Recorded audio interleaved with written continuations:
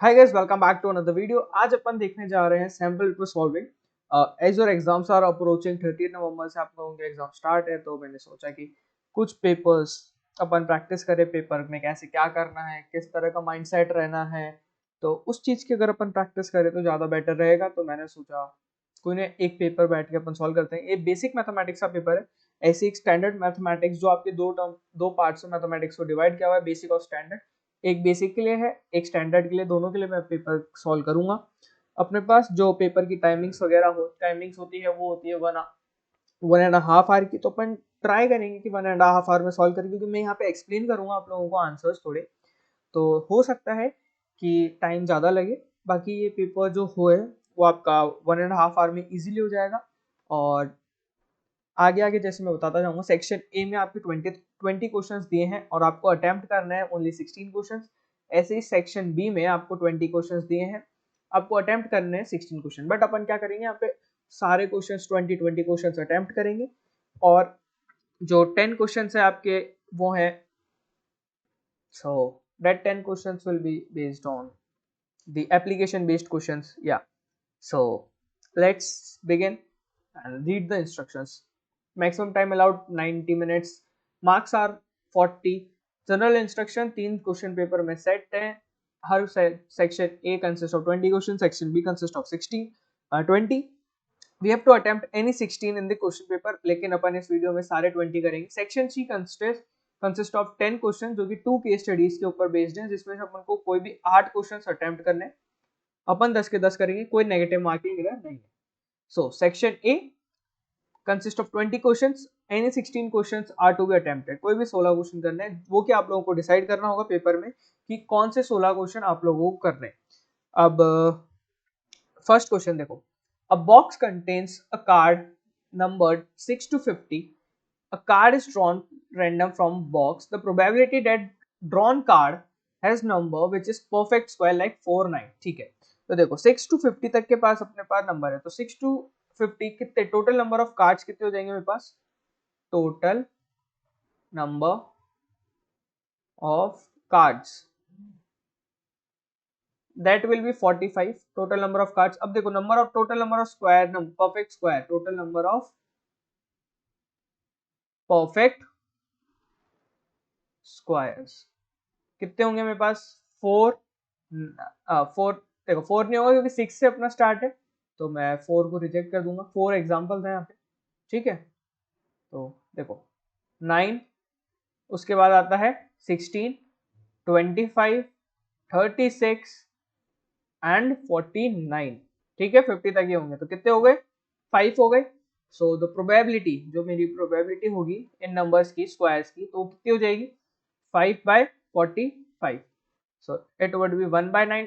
Easy question, तो start of D आपका answer हो जाएगा। इन सर्कल डायमीटर दिया हुआ है आपको 42, तो आपकी रेडियस अपने आप हो जाएगी 21 सेंटीमीटर। और आर्क जो है वो सबटेंड कर रही है angle of 60 degree.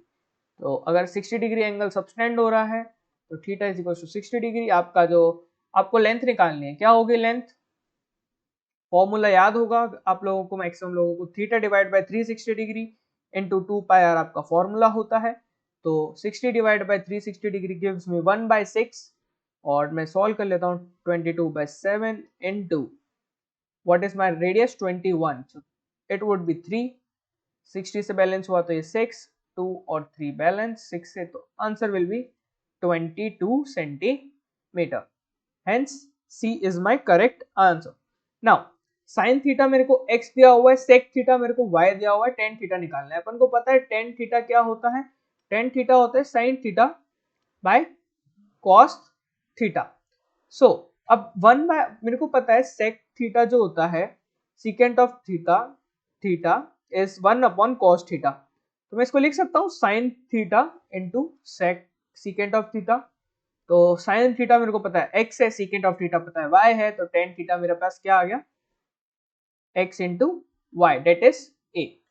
next question, if the pair of linear equation y is equals to 0 and y is equals to -5, क्या सॉल्यूशन होंगे? देखो x axis, y is equals to 0, ये अपनी y एक्सिस है, ये x एक्सिस है, y is equals to 0।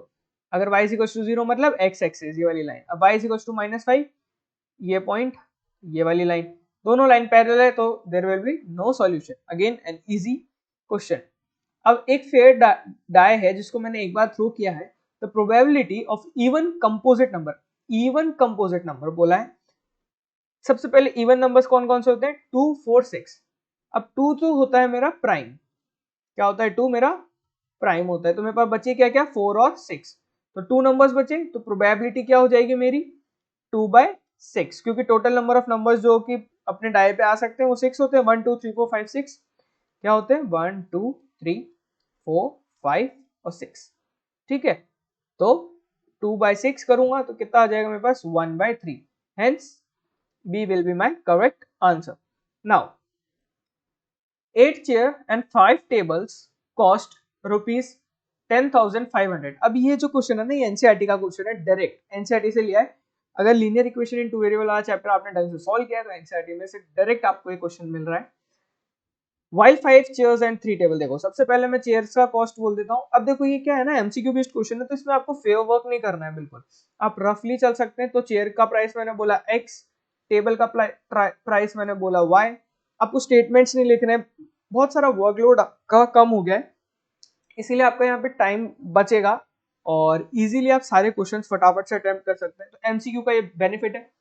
नुकसान ये है कि आपके पास डिटेल्ड आंसर नहीं होते हैं, तो अगर आपका कहीं पे भी एक स्टेप में कैलकुलेशन रॉन्ग हो गया तो आपके पूरे नंबर कटेंगे, और अगर स्टेप वाइज होते थे मार्किंग, स्टेप वाइज मार्किंग होती थी तब आपको 4 में से 3 या फिर 2 number based on your answer वो मिल जाते थे।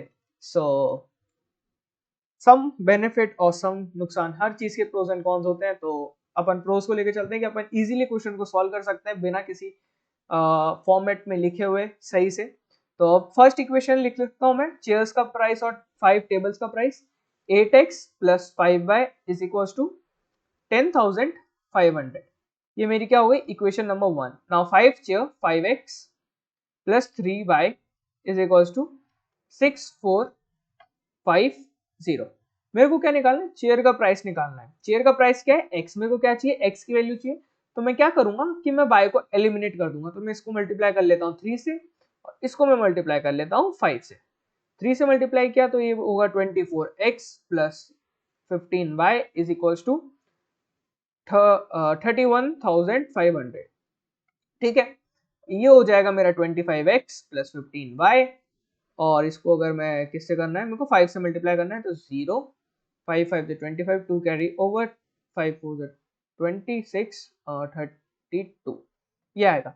अब मैं माइनस करता हूँ इनको तो मेरे पास क्या बचेगा, ये मेरे को मिलेगा -750, सॉरी फॉर द मिस्टेक, -750, और ये हो जाएगा -x।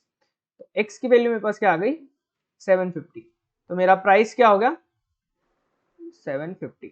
ठीक है, a की वैल्यू a आ गया मेरा यहाँ पे answer. Now this one, cos theta plus cosec square theta is equals to 1, then find the value of sin square theta plus sin की पावर 4 थीटा। नाउ मैं cos थीटा को लिख सकता हूँ 1 माइनस cosec स्क्वायर थीटा और cos square theta. तो cos theta को by theorem देखो, we know sin square theta plus cos square theta is equals to 1, ये अपनी आइडेंटिटी होती है। तो 1 माइनस cos स्क्वायर थीटा क्या हो रहा है sin theta, sin square theta sorry, तो sin स्क्वायर थीटा लिख लिया। sin स्क्वायर थीटा की वैल्यू मेरे को पता है cos थीटा है, और स्क्वायर करता हूं दोनों साइड को तो sin 4 theta is equals to cos square theta. तो sin स्क्वायर थीटा को मैंने रिप्लेस किया cos थीटा से, और sin 4 थीटा को मैंने रिप्लेस किया cos स्क्वायर थीटा से। तो इस चीज की वैल्यू मेरे को दी हुई है 1, तो मेरे पास क्या आ गया आंसर सी, इसकी वैल्यू क्या आ गई 1 आ गई। A very easy question of a trigonometry on basis of trigonometry. Decimal representation of 23 by this is given to me. What will this be? तो obviously 2 और 5 के फैक्टर्स है तो definitely it will be a terminating number. Next, LCM में highest power लेते हैं, इन दोनों numbers का LCM निकालना है। देखो डायरेक्ट, मतलब कितने इजी सी क्वेश्चन है। 2 की पावर 3 लेंगे और इधर से 3 में, इधर 2 की पावर 3 और 2 की पावर 2 है, इधर 3 की पावर 2 और इधर 3 की पावर 3, तो दोनों में मैक्सिमम ले लेंगे 2 की पावर 3 और 3 की power 3। This would be my LCM, hence C will be my correct answer। अब यहाँ पे देखो ध्यान से मार्क करना, C और D में कंफ्यूज होकर गलत ऑप्शन मार्क कर दो। Now HCF of two numbers is 18 and their product is given me 12960, तो LCM निकालना है। तो अपन को प्रॉपर्टी पता है HCF into LCM is equals to product of two numbers A into B कह लेता हूं। तो अब ये मेरे को गिवन है, कितना है ये 12960, HCF गिवन है 18, LCM निकालना है। LCM बस जस्ट सिंपल बेसिक कैलकुलेशन करनी है, आंसर अपने आप आ जाएगा। 18 से करा तो ये नंबर 6 से डिवाइड हो रहा होगा, तो 6 से मैं डिवाइड करता हूँ तो 3, ये 2 1 36, तो 60, नाउ 3 से किया तो 720 इज माय करेक्ट आंसर। तो 10 क्वेश्चन अपन ने कर भी लिए हैं। Now in the given figure DE is parallel to BC, DE is parallel to BC। Now which of the following is true, अपन को बताना है कि कौन सा स्टेटमेंट मेरा यहाँ पे ट्रू होगा। अब मेरे को गिवन है DE is parallel to BC, तो प्रॉपर्टी होती है ना ट्राइंगल की, तो इससे मैं कह सकता हूं कि AE by AC should be equal to DE by BC। AE by AC should be equal to DE by BC। अब देखो कैसे पैरेलल है, ये angle will be equal to this and this angle will be equal to this, तो by triangle ADE is similar to triangle ABC, triangle ABC के similar है, ठीक है। Angle D is equal to angle B और angle E is equal to angle C, तो ये दोनों similar है, तो मैं लिख सकता हूँ ना AD बाय सॉरी मैंने हाँ सही है, AD by AB DE by BC is equals to AE by AC। तो ये स्टेटमेंट मैंने लिखा।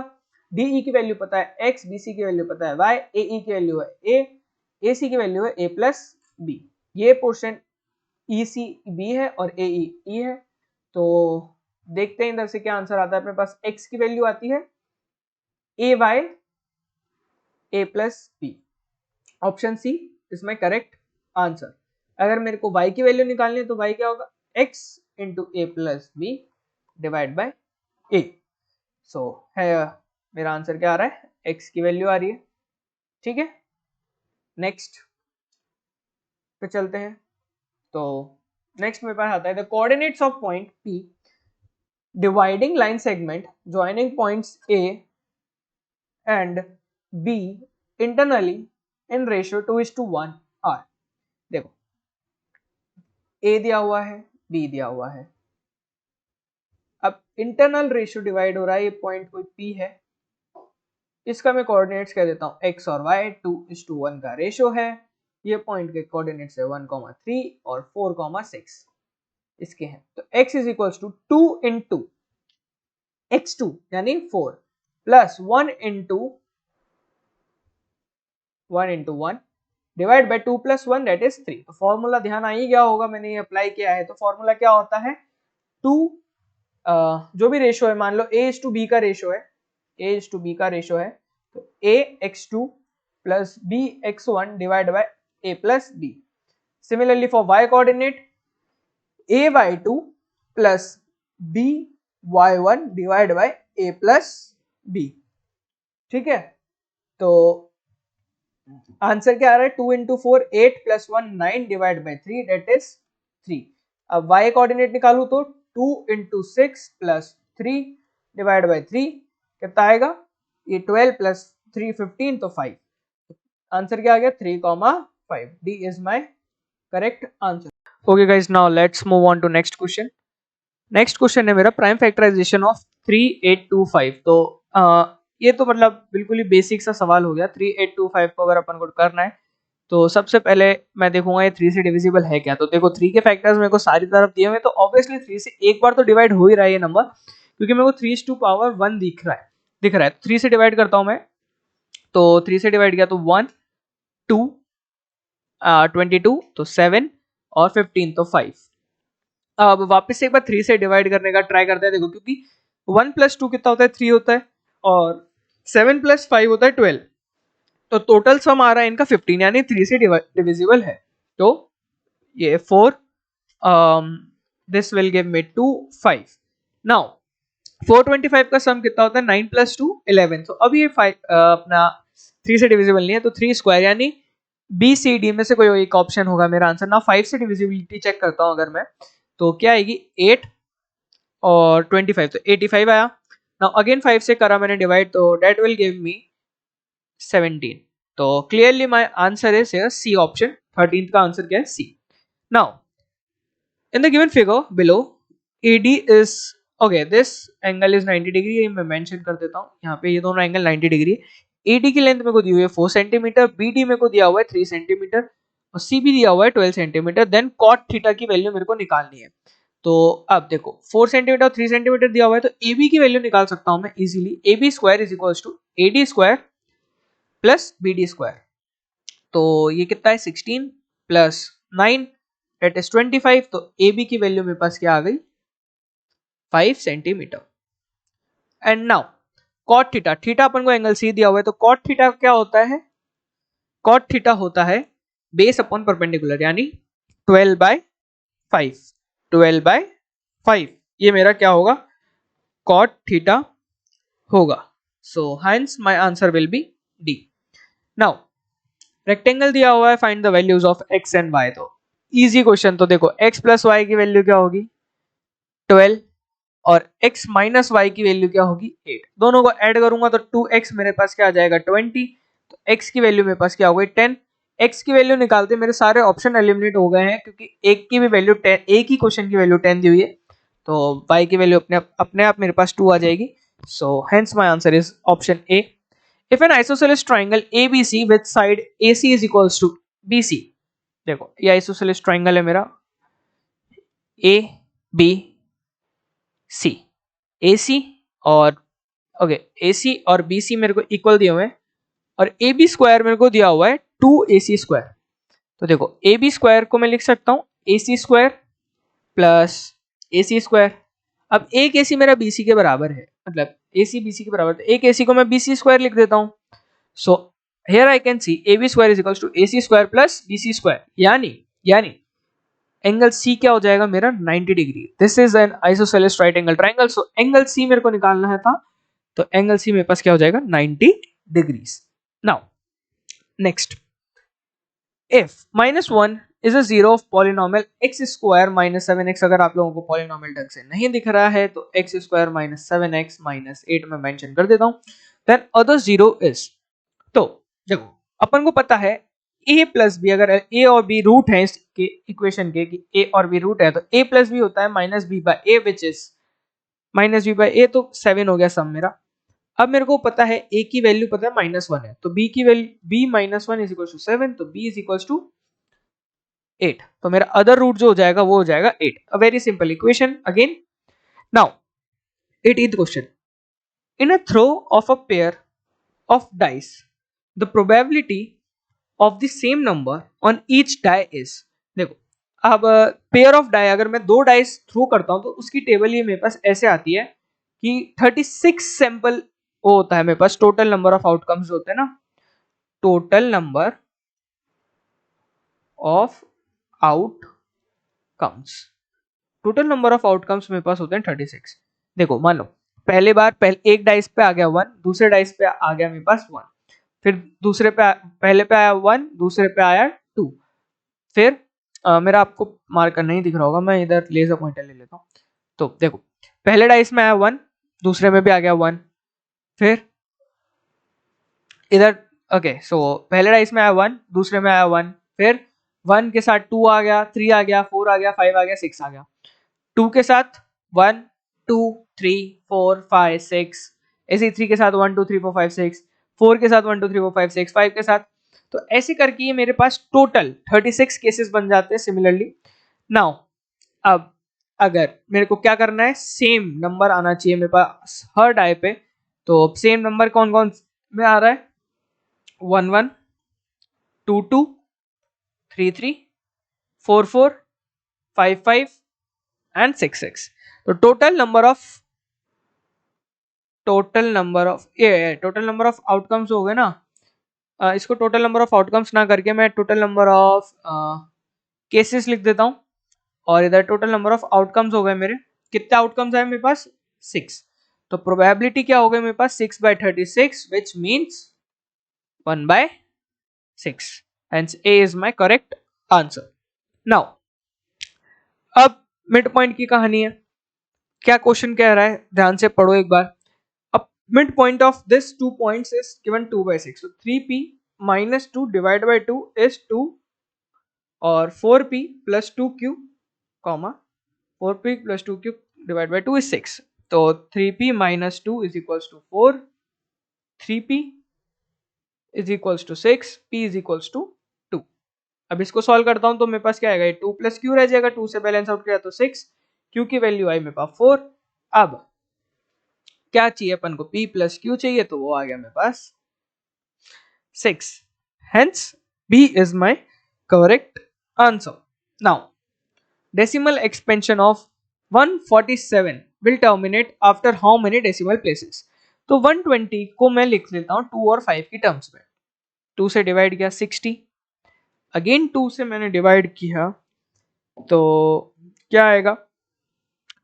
अब देखो सबसे पहले तो इसको सिंपलेस्ट फॉर्म में कन्वर्ट करते हैं. 147 डिवाइड बाय 120, तो ये किससे डिवाइड होगा,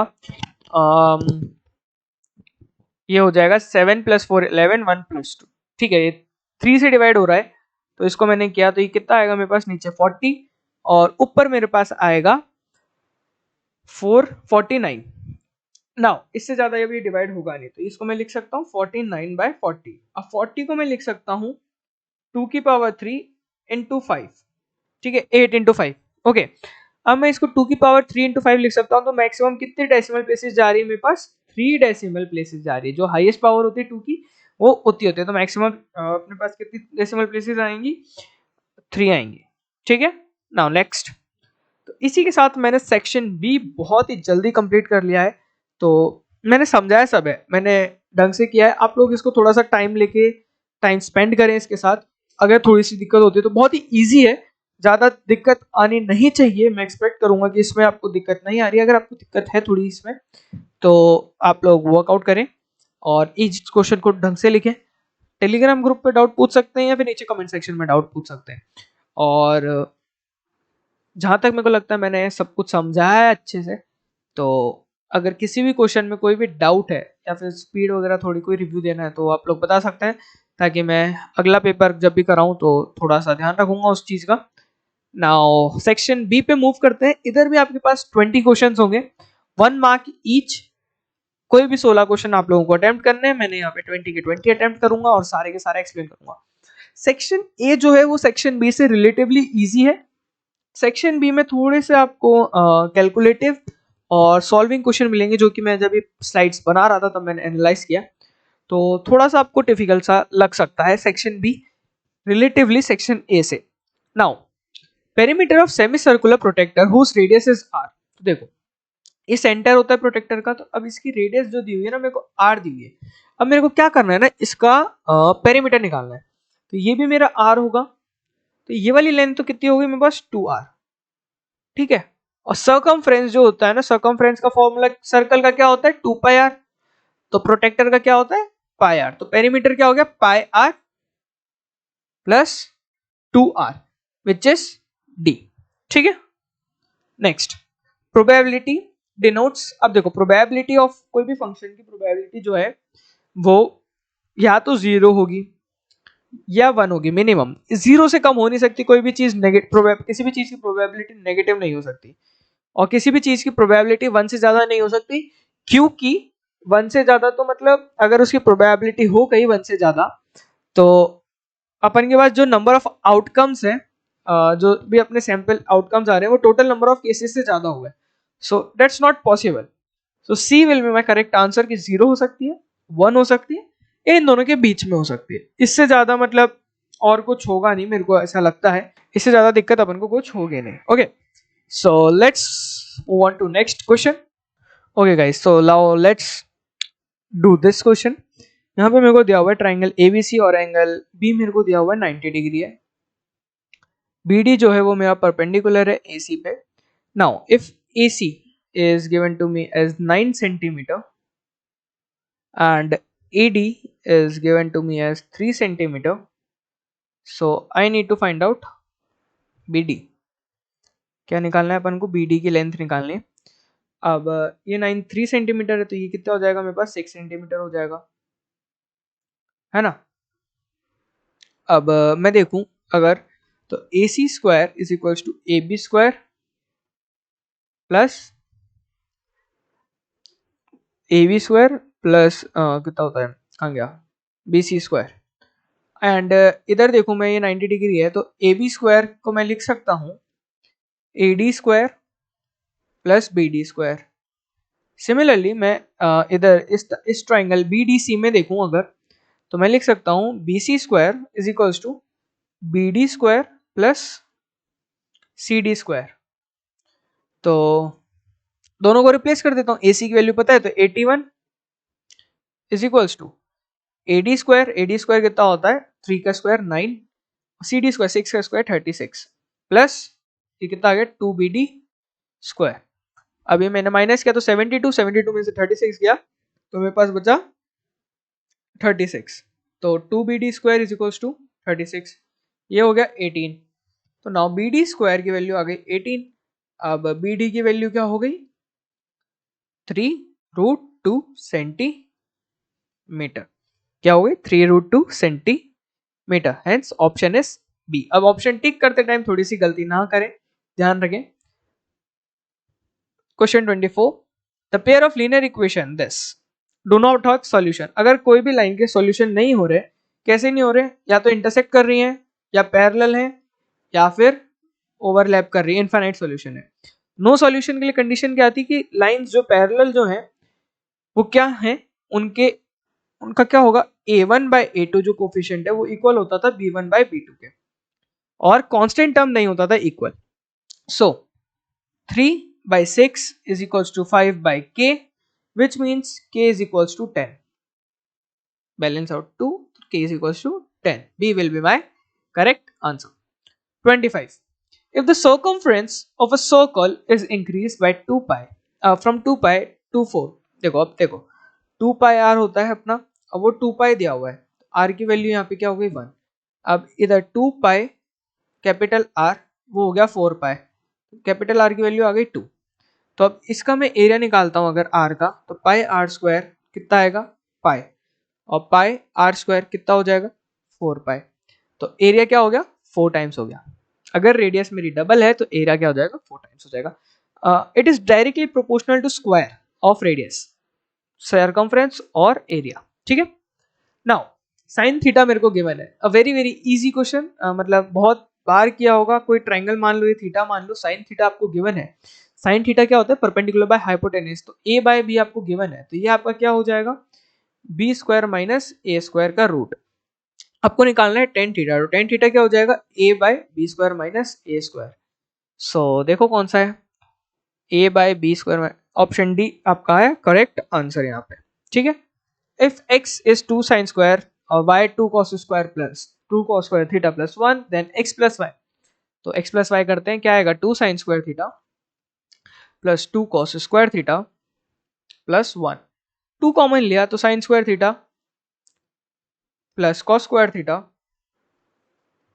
plus 1, तो sin square theta plus cos square theta कितना हो गया 1 हो गया, तो 2 plus 1 is equals to 3, answer will be A. If difference between circumference and radius of a circle is 37, तो देखो 2 pi r minus r is equals to 37, तो r मैंने लिया common, 2 pi 2 into 22/7 minus 1 is equals to 37, तो r 2 into, अब देखो 2 into 44 minus 7 करूं divide by 7 is equals to 37, तो ये आएगा 37 ही, तो ये बैलेंस आउट हो गया, तो r की वैल्यू मेरे पास आ गई 7 सेंटीमीटर। तो सरकमफ्रेंस क्या हो गया 2 पाई r, तो 2 into 22/7 into 7 balance, answer will B 44 centimetre, hence B will be my correct answer. Next, the least number that is divisible by all the numbers from 1 to 10, both inclusive 1 और 10 दोनों को include करना है। तो least number क्या होगा, LCM निकालते हैं सिंपली, तो 1 को लिख सकते हैं 1, 2 को लिखेंगे 2, 3 को लिखेंगे 3, 4 को लिखेंगे 2 स्क्वायर, 5 होगा, 6 होगा 2 इंटू 3, 7 होगा, 8 अपना 2 क्यूब हो जाएगा, 9 अपना 3 स्क्वायर हो जाएगा, एंड 10 हो जाएगा 2 इंटू 5। तो देखो 2 की हाईएस्ट पावर है मेरे पास 3, तो एलसीएम क्या होगा इनका सबका, 2 की पावर 3, 3 की पावर 2 इंटू 5 इंटू 7 ये होगा। तो अब ये देखें अगर अपन, तो ये 9 इंटू 7 63, 63 इंटू 4 इंटू 10 ये हो गया। तो 4 63, तो 2 12 होगा, तो 1 2 5 और ये 10, 2 5 2 0, मेरा आंसर आ गया 6। अब देखो कैलकुलेशन मैंने क्या करी है ना, अगर आप लोगों को समझ में नहीं आया तो मैंने बहुत क्विक कैलकुलेशन करी। कैसे करी है, देखो 2 की पावर 3 है और 5 है मेरे को, तो 2 इंटू 5 मेरे को पता है 10 होता है, तो मैंने 10 लिख लिया, कि बाद में एक जीरो लगाना रहेगा। 3 स्क्वायर होता है 9, तो 9 इंटू 7 किया तो 63 होता है, बचा हुआ था मेरे पास 4, तो 63 इंटू 4 किया तो 252 आता है, और आगे एक जीरो लगा दिया क्योंकि 10 था, तो सी मेरा आंसर करेक्ट आ जाएगा इसका एलसीएम। तो जो भी लीस्ट नंबर जो कि डिविजिबल है 1 से लेकर 10 तक सबसे, वो है 2520। नाउ अब 3 घंटियां हैं जो 4 मिनट 7 मिनट और 1 14 मिनट में बचती है। सारी घंटियां, तीनों घंटियां 6 AM पे एक साथ बजी थी। तो अगली बार अपन को बताना है, तो अपन क्या निकाल लेंगे, एलसीएम निकाल लेंगे। क्या निकालेंगे, एलसीएम, जबकि ये साथ में बजेंगी। तो 4 का क्या होगा, 2 स्क्वायर, 7 अपना 7 ही रहेगा, 14 अपना हो जाएगा 2 इंटू 7। तो क्या हो गया एलसीएम, 2 स्क्वायर इंटू 7 यानी 28। तो 28 मिनट्स में वो साथ में बजेगी, तो यानी कब, 6:06:28 पे अगली बार वो लोग साथ में बजेंगे। Now what is the age of father if sum of age of father and son is 65 and twice the difference of their ages is 50। तो देखो सिंपल, फादर की एज में कह देता हूं, फादर्स एज x और सन्स एज कह दी मैंने y। तो x प्लस y is equals to 65 and twice the difference of their ages x minus 25 is equals to 50। तो x minus y is equals to 25 हो गया, x plus y हो गया 65, दोनों को ऐड किया मैंने, तो 2x is equals to 90। तो x की वैल्यू कितनी आ गई, 45 ईयर्स। x की वैल्यू कितनी आ गई, 45 ईयर्स।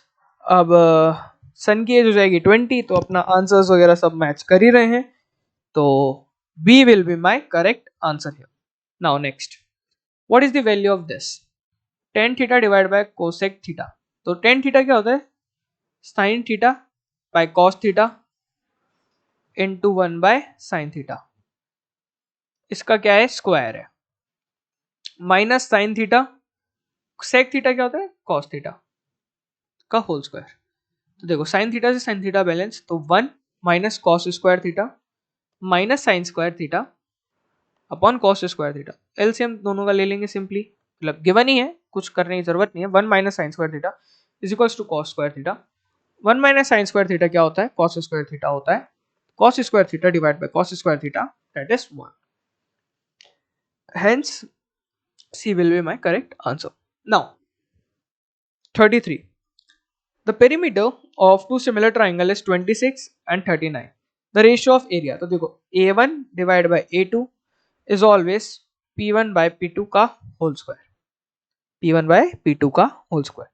तो एरिया का जो रेशियो होता है वो साइड्स के स्क्वायर के बराबर होता है, पेरीमीटर का जो रेशियो होता है वो साइड्स के बराबर होता है, साइड्स के रेशियो के बराबर होता है अगर दो ट्राइंगल सिमिलर होते हैं तो इनडायरेक्टली पेरीमीटर के स्क्वायर के बराबर हो गया वो।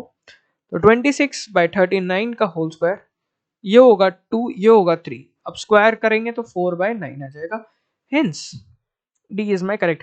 अब एमसीक्यू बेस्ड में आपको ये सब चीजें जो है ना, ये छोटी छोटी ट्रिक्स ये याद रखोगे ना, तो क्वेश्चन बड़े ही स्मूथली, बड़े ही आसानी के साथ, बिना कोई तकलीफ के साथ एकदम इजीली सॉल्व हो जाएंगे।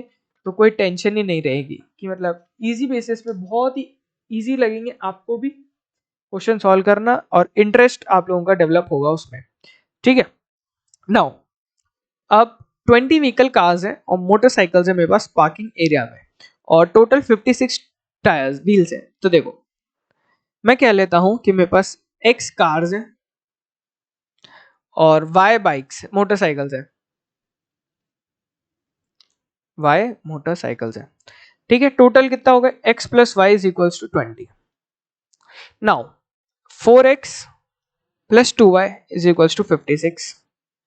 तो इसको मैं सिंप्लीफाई करके लिखूं तो 2x plus y is equals to 28। x plus y इधर है मेरे पास, तो मैं दोनों को सब्ट्रैक्ट कर लेता हूं, तो क्या बचेगा x इज इक्वल्स टू 8 बचेगा। तो नंबर ऑफ कार्स मेरे पास क्या आ गई 8 आ गई, सिंपल।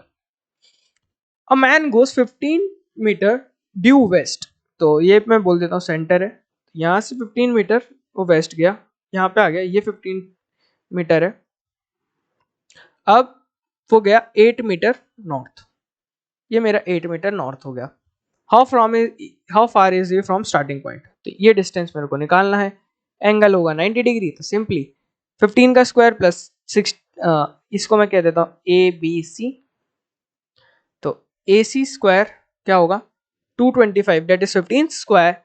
देखो A B square plus B C square is equals to A C square. A B की वैल्यू कितनी 15 का स्क्वायर 225, बी सी की वैल्यू है 64, तो ये कितना आ जाएगा 289। ए सी कितना आ जाएगा 17 metre. Hence C is my correct answer. क्या आंसर हो जाएगा मेरा, सी मेरा करेक्ट आंसर हो जाएगा। 36, what is the length of an altitude end of an equilateral triangle of side 8 centimetre. तो इक्विलेटरल ट्राइंगल है, साइड 8 सेंटीमीटर है, एल्टीट्यूड आएगा। अब इक्विलेटरल ट्राइंगल में एल्टीट्यूड मीडियन और जितने भी होते हैं सब अपने पास इक्वल सेम होते हैं, तो साइड को 2 पार्ट्स में डिवाइड भी करेगा, तो ये साइड की लेंथ क्या हो जाएगी 4 और ये क्या हो जाएगा 8।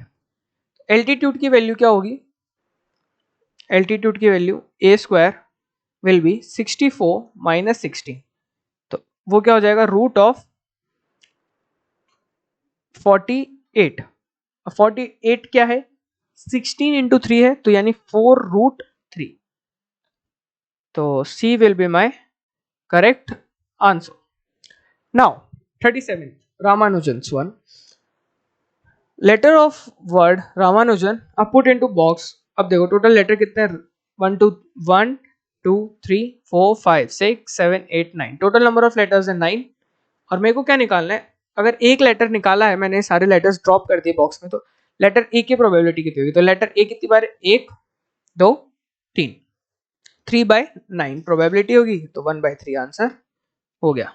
ठीक है, हुआ क्या इस प्रॉब्लम में, सारे लेटर्स डाल दिए R A M A N U J A N. अब इसमें से मेरे को निकालने हैं 3, इसमें से मेरे को निकालना है एक ए निकालना है, तो ए की प्रोबेबिलिटी क्या है 3 ए है, तो 3/9 होगी मेरी probability. Now area of sector of circle is 1/6 to area of circle. So find the degree measure of the minor arc. So theta divided by 360 degree into pi r square is equals to 1/6 of pi r square. ये दिया हुआ है अपन को condition में, pi r square से pi r square balance किया, 6 से ये बैलेंस किया तो 60 डिग्री, तो थीटा की वैल्यू मेरे पास आ गई सिंपल बेसिस पे 60 degree. So B will be my correct answer. Now अब ये आ गया अपना एप्लीकेशन ऑफ ट्रिग्नोमेट्री पे बेस्ड या फिर ट्राइंगल पे बेस्ड कह लो, कैसे ही कह लो। अब वर्टिकल स्टिक है मेरे पास, वो कास्ट कर रही है, vertical stick is of 20 metre long और उसकी शेडो आ रही है मेरे पास 10 मीटर की। ठीक है, now at the same time एक टावर है, वो कास्ट कर रहा है शेडो 50 मीटर लॉन्ग। तो what is the height of tower, तो ये हाइट अपन को निकालनी है। ठीक है, अब ये जो एंगल है ना इंक्लिनेशन का, ये थीटा, ये आप लोगों का क्या होगा सेम होगा, तो टेन थीटा दोनों के सेम होंगे, तो 10/20 शुड इक्वल्स टू 50/h।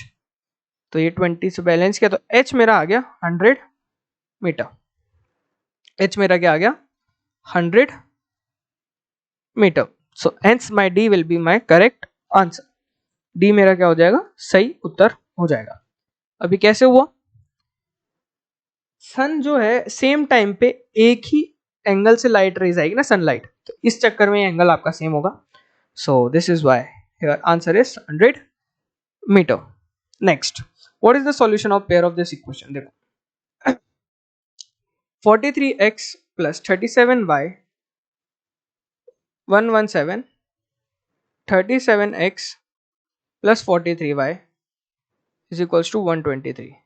अब दोनों को ऐड कर रहा हूं मैं, एक बार ऐड करते हैं तो क्या आता है 80x प्लस 80y, ये मैंने ऐड किया है, तो 80x प्लस 80y क्या देता है अपन को 240, तो x plus y is equals to 3। Subtract करता हूं तो क्या आएगा 6x minus 6y is equals to -6, x y -1 is equals to -1। तो ये दो इक्वेशन आ गई है ना। अब देखो x plus y is equals to 3, x minus y is equals to -1, दोनों को ऐड किया तो 2x इज इक्वल्स टू 2, तो x की वैल्यू कितनी आ गई 1। अगर x की वैल्यू मेरे पास आ गई है 1 तो y की वैल्यू क्या हो जाएगी 2, तो 1, 2 is my answer, hence D will be my correct answer. Now section C, अब ये है आपका केस स्टडी बेस्ड क्वेश्चन, तो इसमें आपको कुछ ना कुछ केस स्टडी दी होती है, लेकिन जो क्वेश्चन होता है ना वो मैथमेटिक्स से रिलेटेड ही होता है, बहुत ही आसान बहुत ही इजी क्वेश्चंस होते हैं, तो ऐसे कुछ डरने की जरूरत नहीं है। और केस स्टडी जो दी होती है ना मैक्सिमम टाइम पे वो काम में भी नहीं आती है मोस्टली, जैसा कि जितना ये क्वेश्चंस है ना उसमें तो काम में नहीं आ रही है, जनरल नॉलेज की बात होती है वो, कि कुछ काम में आ रहा है या फिर रेयर चांसेस है कि आपके काम में आएगा। बाकी अगर अपने काम में आता है तो अपन को सारी जो डिटेल्स अपन को काम में आएगी ना वो अपन को दी होती है। नाउ फर्स्ट केस स्टडी है आपकी पैसिफिक रिंग ऑफ फायर की। अब क्या होता है ये ना तो मेरे को आइडिया है ना आपको आइडिया है, तो ये डायग्राम दिया हुआ था एक, तो ये जो रेड लाइन से ये, अब पढ़ते हैं क्या दिया हुआ है। The Pacific ring of fire is a major area in the basin of Pacific Ocean where many earthquakes and volcanic eruptions occur। ठीक है, तो ये पैसिफिक रिंग ऑफ फायर को वो एरिया कहते हैं अपन जहाँ ऑफ पैसिफिक ओशन का एरिया ये जहाँ पे बहुत सारे अर्थक्वेक्स और वॉल्केनिक इरप्शंस होते हैं in a large horseshoe shape में। तो ये आपको इमेजेस दी हुई है यहाँ पे कैसे क्या होता है। It is associated with nearly continuous series of oceanic trenches, volcanic arcs and volcanic belts and plate movements. Fault lines, large faults within the Earth's crust result from action of plate tectonic forces, with the largest forming the boundaries between the plates. Energy release associated with rapid movement of active faults is the cause of most earthquake। ठीक है, कुछ भी काम का नहीं था, सीधे आते हैं। Position of some countries in Pacific rings of fire is shown in the square grid. ये डायग्राम में आपको दी हुई है ABCDM 5 लोकेशन दी हुई है। अब आते हैं क्वेश्चन पे, 5 कंट्रीज की लोकेशन दी हुई है। देखो distance between country A and country B, तो कंट्री ए का पॉइंट क्या है मेरे पास 1,4, कंट्री बी का पॉइंट क्या है मेरे पास 4,0।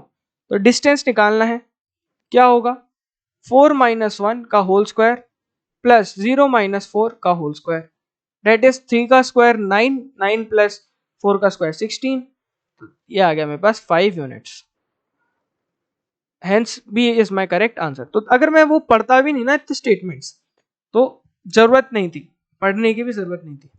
Find the relationship between x and y such that points x and y is equi distance from country C and country D। तो कोई x एंड y निकालना, ठीक है निकाल लेते हैं ना। तो C कंट्री के सबसे पहले तो मैं पॉइंट लिख लूँ, C कंट्री कहाँ पर है 7,1 पर है, ये मेरे C के हैं, और D कहाँ पर है 3,5 पर है। तो लिखो देखते हैं x - 7 का होल स्क्वायर प्लस y - 1 का होल स्क्वायर का root is equals to x - 3 का होल स्क्वायर प्लस y - 5 का whole square. Now squaring both sides, ठीक है। अब एक इसको खोल देता हूँ, x square minus 14x plus 49 plus y square minus 2y plus 1 is equals to x square minus 6x plus 9 plus y square minus 10y plus 25। तो x square से एक्स स्क्वायर और वाई स्क्वायर से y square balance out हो गया। अब minus 14x है तो इसको इधर ले आता हूँ क्योंकि मेरे को प्लस में ही चाहिए। तो प्लस 14x माइनस 6x करूंगा तो क्या हो जाएगा 8x और माइनस 10y प्लस 2y तो माइनस 8y। ये हो गया मेरे पास 50 और ये कितना है, अब 25 को इधर भेज देता हूँ तो 25 50 माइनस 25 बचेगा और 9 को भी माइनस कर दूंगा तो मेरे पास क्या आ जाएगा 25 माइनस 9 करने पे 16। x minus y will be 2। अब ये कैलकुलेशन अगर आप लोगों को समझ में नहीं तो खुद भी कर सकते हो ये कैलकुलेशन। ये मेरी एक ट्रिक थी जो मैंने ट्राई करी आपको एक्सप्लेन करने की। जनरली जैसे आप लोग चाहो वैसे कर सकते हो इसको कैलकुलेट। आंसर आपका आएगा A, x minus y is equals to 2। Now the fault line 3x plus y minus 9 divides the line joining country P and country Q internally। अब रेशो बताना है मेरे को।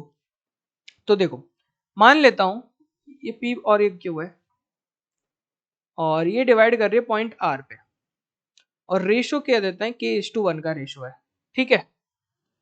R के कोऑर्डिनेट्स है x, y, ओके।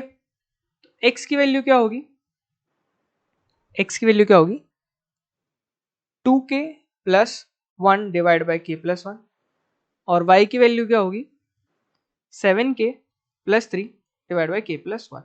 अब x और y जो होंगे वो इस इक्वेशन को सेटिस्फाई कर रहे होंगे तो डाल देते हैं इसके अंदर वैल्यू। तो 3 से मल्टीप्लाई हुआ तो 6k plus 3 divide by k plus 1 plus 7k plus 3 divide by k plus 1 common रख लिया इज इक्वल्स टू 9 कर दिया मैंने इधर ताकि इजी कैलकुलेशन जल्दी कर सकूं मैं ताकि।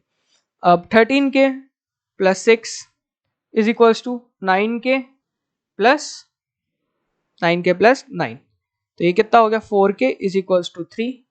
तो k की वैल्यू आ गई 3/4। तो k:1 का जो रेशो है मेरा k/1 का रेशो वो हो गया 3/4 का रेशो, यानी a will be my correct answer. Next distance between country m and x axis. तो कंट्री m ये रही मेरी। अब देखो मैं इसको पॉइंटर से दिखाता हूँ थोड़ा सा। कंट्री m मेरी ये है, कंट्री m की लोकेशन x एक्सिस से कितनी है, y यूनिट y जो कोऑर्डिनेट होगा उसका तो 3 कितना है डिस्टेंस 3 है 3 यूनिट्स। तो c will be my correct answer, c will be my correct answer 3 units. Easy visualise करना है बस। What are the coordinates of country lying on the mid point of country a and d। Country A और D, तो country A के coordinates क्या हैं सबसे पहले वो देख लेंगे अपन 1,4 और D के कोऑर्डिनेट्स क्या हैं 3,5। तो अब इसके मिड पॉइंट पे कौन से कोऑर्डिनेट्स होंगे 1 प्लस 3/2 4 प्लस 5/2। तो ये तो कितना गया 4/2 डिवाइड ये हो गया 2 और ये हो गया अपने पास 9/2। तो 9/2 और 2 अपने पास है ऑप्शन बी में। तो ये पांचों क्वेश्चन अपन ने कर लिए हैं तो अपने केस स्टडी 1 कंप्लीट हो गई है। अब रोलर कोस्टर पॉलिनोमियल्स। अब मैं है ना इसको पढ़ नहीं रहा हूं पहली बार, मैं जा रहा हूं सीधा क्वेश्चन पे। रोलर कोस्टर से मेरे को मतलब पता है कि कर्वी नेचर होगा। एक रोलर कोस्टर गिवन है मेरे को जो कि रिप्रेजेंट कर रहा है following curve y equals to px। Name करना है कि कौन से पॉलिनोमियल ट्रेस किया हुआ है अपन को। ये x एक्सिस है ये y एक्सिस है, ठीक है इन जनरल जो लेते हैं। अब कोई भी अगर पॉलिनोमियल या कर्व अपन के x एक्सिस को जितनी बार कट करता है उतने उसके नंबर ऑफ जीरोस होते हैं। तो इसके मेरे को दिख रहा है 3 बार कट कर रहा है ये 1 2 3 तो इसके 3 जीरोस होंगे यानी क्यूबिक पॉलिनोमियल होगा। तो C is my correct answer. Now a roller coaster which represents, ये ग्राफ रिप्रेजेंट कर रहा है which roller coaster has more than 3 distinct zeros. 3 से ज्यादा होने चाहिए यानी 4 5 6, ठीक है। पहले वाला एक, इसको मैं थोड़ा सा कलर चेंज कर लेता हूं ताकि ये पहले वाला एक पॉइंट पे कट कर रहा है, ये तो स्ट्रेट लाइन है तो 2 पॉइंट पे कट कर रहा है। एक्स एक्सिस को तो एक ही पे कर रहा है, ये 1 ये 2 ये 3, लेकिन मेरे को क्या चाहिए मोर देन 3। 1 2 3 4, ठीक है। आंसर क्या आ गया डी। रोलर कोस्टर रिप्रेजेंट कर रहा है अपने को ये, तो कौन सी कंडीशन हमेशा ट्रू होनी चाहिए ताकि क्यूबिक पॉलिनोमियल हो? क्यूबिक यानी p अपना जीरो नहीं हो सकता अगर क्यूबिक पॉलिनोमियल है, तो कंडीशन डी, इजी। अब 49, अगर ये पार्ट ट्रेस किया है तो इसके अपन को नंबर ऑफ जीरोस निकालने हैं, 1 point, 2 point, 3 point, number of zeros कितने हो गए? D option 3। अब इसके अपन को जीरोस बताने, तो जीरो -3 पे कट कर रहा है, -1 और 2 पे। जीरोस क्या क्या हो गए? -3, -2 और -2 नहीं, -1 और 2। तो सी ऑप्शन मेरा करेक्ट हो गया। अब देखो इधर मैंने है ना इसको पढ़ा भी नहीं, क्या लिखा हुआ है। अब देखो, अब पढ़ लेते हैं। पॉलिनोमियल्स आर एवरीवेयर, तो देखो पढ़ लेते ना। Polynomials are everywhere. They play a key role in study of algebra, in the analysis on the whole many mathematical problems involving them. Since polynomials are used to describe curves of various types, engineers use polynomials to graph the curves of roller coaster. तो ये मतलब अपने information काम की नहीं थी। तो कभी कभी क्या होता है ना कि क्वेश्चंस को देख लेना चाहिए अपन को, ताकि अपना जो फालतू का रीडिंग में टाइम जा रहा है वो अपन बचा सके। तो दिस इज इट, ये हो गए हैं मेरे 50 क्वेश्चंस कंप्लीट। ऑलमोस्ट मैंने 1 घंटे से भी पहले के टाइम में कर दिए हैं। Sorry for this. ये सारे क्वेश्चंस जो है मैंने 50 questions less than a minute, 1 hour के टाइम में मैंने कर दिए हैं। लगभग 1 घंटा लग गया है मेरे को करते हुए इनको। तो this is it from my side. अगर कोई भी डाउट है आपको, कोई भी क्वेश्चन में दिक्कत है, इजी पेपर होगा, सैम्पल पेपर तो इजी था, इससे थोड़ा सा लेवल टफ एक्सपेक्ट कर सकते हैं अपन। मैं ज़्यादा एक्सपेक्ट नहीं कर रहा हूँ, थोड़ा सा इससे डिफिकल्ट होगा, लेकिन ठीक है, इससे ज़्यादा नहीं होगा। तो आराम से, कोई टेंशन की बात नहीं है, आराम से रिलैक्स होकर करना पेपर। और भी पेपर लाने की कोशिश करूंगा मैं, MCQs लाऊंगा, ट्राई करूंगा। Now first of all you can join a Telegram group. First एक काम कर लो, ताकि कोई भी डाउट है आप लोगों को, कुछ भी है, कमेंट सेक्शन में रिप्लाई करना मेरे लिए डिफिकल्ट हो जाता है, तो टेलीग्राम ग्रुप ज्वाइन कर लो। टेलीग्राम के अलावा या फिर आप लोग मेरे को मेल कर सकते हैं, जो कि मेरी चैनल आईडी पे दिख रहा है मेल, या फिर और दिस इज इंस्टाग्राम पेज। इसको कोड को स्कैन करो, QR कोड को, और चाह सकते हो विजिट कर सकते हो, वहाँ पे भी कंटेंट है, और वहाँ पे भी आप मेरे को मैसेज कर सकते हो। एंड प्रोसेस तो आपको पता ही है, like, share, subscribe and hit that bell icon for more updates. Thank you guys for joining in and hope you like this video, और हेल्पफुल रहेगा आप लोगों के लिए, मैं ऐसे उम्मीद करता हूँ। अभी के लिए चलता हूँ, tata bye, see you, have a great day guys, bye.